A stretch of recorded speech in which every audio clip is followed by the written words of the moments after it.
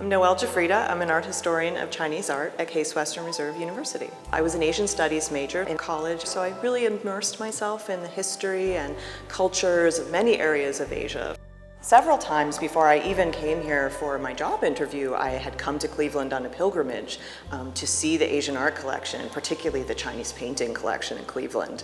Chinese art in Cleveland is really a phenomenon, and it all goes back to Sherman Lee, who was the director of this museum.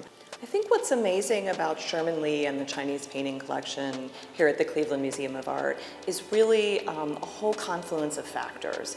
It's Sherman Lee's own experience coming to the museum in the 50s. He had just been in Japan. He was one of the monuments men.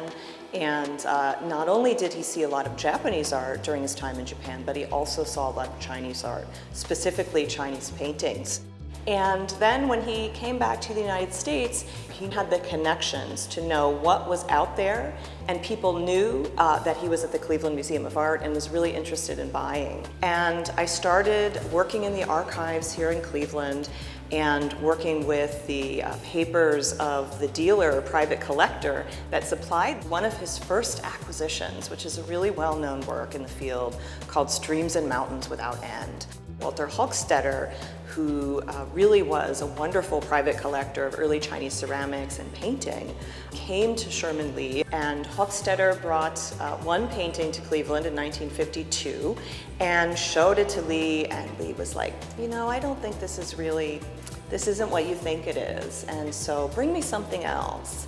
And so Walter Hochstetter, the dealer, was so sort of upset by this experience that he went back to New York and went into his storage areas and brought out the best thing that he had at the time, which was Streams and Mountains Without End. And he brought it back to Cleveland and rolled it out, and Lee said, that's it.